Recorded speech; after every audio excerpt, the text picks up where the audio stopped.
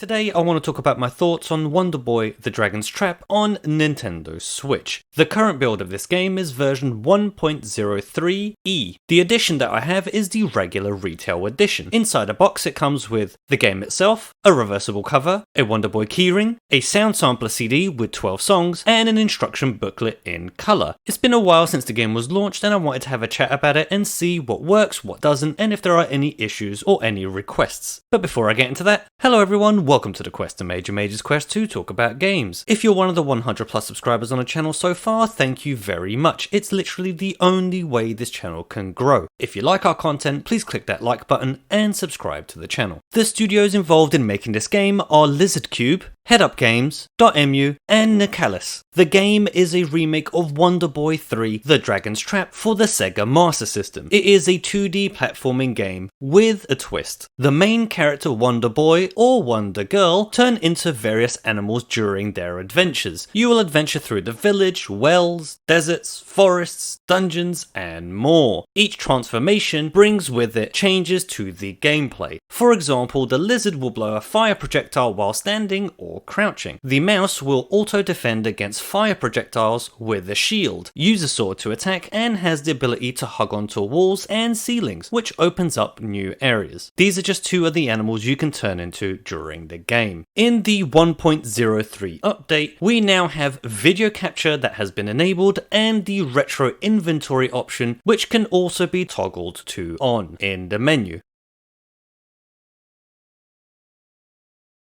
Speaking of the menu, the main menu has three options when you start the game: play, gallery, and options. If you click on play, it brings you to three difficulty options: easy, normal, and hard. The easy mode says for casual or young gamers, monsters are easier to beat, you get extra life points. Normal says a fair challenge for most players, and the hard difficulty says for experienced adventurers, monsters are harder to beat, you will have a limited amount of time. The next option in the main menu is gallery. In the gallery, there are a collection of pictures, animations, and videos for fans to browse. In total, there are 78 items that I could see in the gallery itself. Then we have options, and for me, a good amount of options here. Starting off with how to play, which is the button mapping for the game. And what a nice way to actually display this to the player. I really like how they put together this screen. Unfortunately, you cannot remap any of the buttons. The next option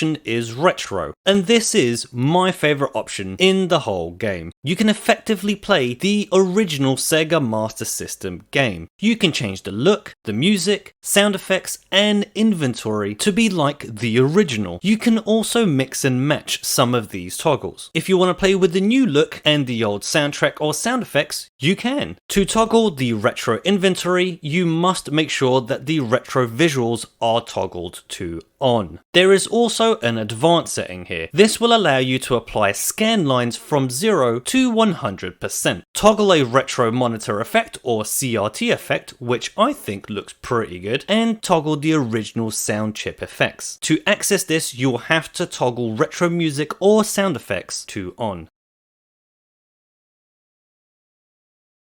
This is a single player game, so there is no multiplayer as of this time. When it comes to Switch modes, all three modes are supported. That would be handheld, docked, and tabletop modes. Moving on to graphics, what can you say about these graphics? They just look great. All the characters in game look really crisp. The level design is interesting, changing from outdoor environments to indoor often. When playing the game, you will see great shadow effects from time to time. I know this looks really simple, but I think it adds a layer of depth to the game itself visually. The backgrounds also look really good, especially in comparison to what the original game looked like. And like I mentioned earlier, the Sega Master System style graphics are also here for you to enjoy. Performance wise, the game seems to run really well in all modes. I haven't had any frame rate issues or anything like that so far. Moving on to controls, the controls for this game felt very responsive. I like how the game changes with different characters. It keeps the game interesting. When having issues with the game, it just seemed like player error. If you want to play the game well, I would suggest using using a controller with a D-pad. The Joy-Con D-pad for this game is okay, or you could play with an arcade stick. Unsurprisingly, I did find that using the analog stick did not benefit my gameplay at all. If anything, it made it harder to control. So if you're finding it a little bit difficult to control, I would suggest moving to a D-pad or an arcade stick like I just mentioned. Audio-wise, this game is just audio candy. The original already had really good sound and music. This remake's rendition of some of these themes are just great. The music is memorable and pleasant to listen to. I'm so glad that the regular retail edition came with a sound sampler CD. I do listen to these songs often. I'm glad to say, crashes wise, I didn't experience any crashes throughout my gameplay. If you're curious whether you can use the video recorder or the picture button during gameplay, I'm glad to say yes you can. Both video and picture capture are supported in this game.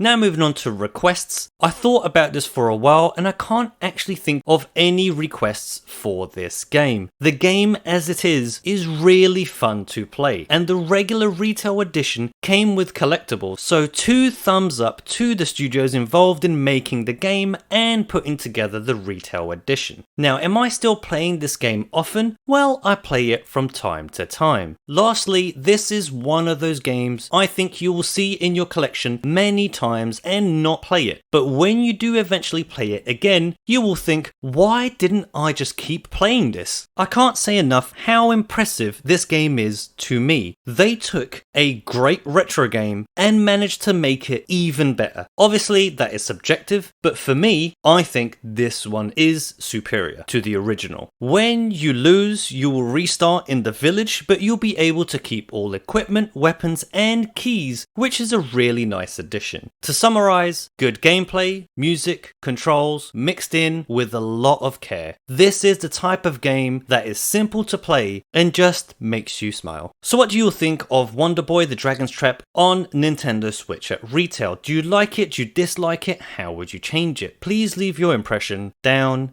in the comment section. But that's going to do it for today's video. Thank you very much for watching. If you like our content, we have a few videos talking about games, mostly arcade and retro on the channel. If you'd like to watch these, please take a look. If you like our content and you want to help the channel grow, please click that like, subscribe, and notification bell for more of our content in the future. And until then, thanks again.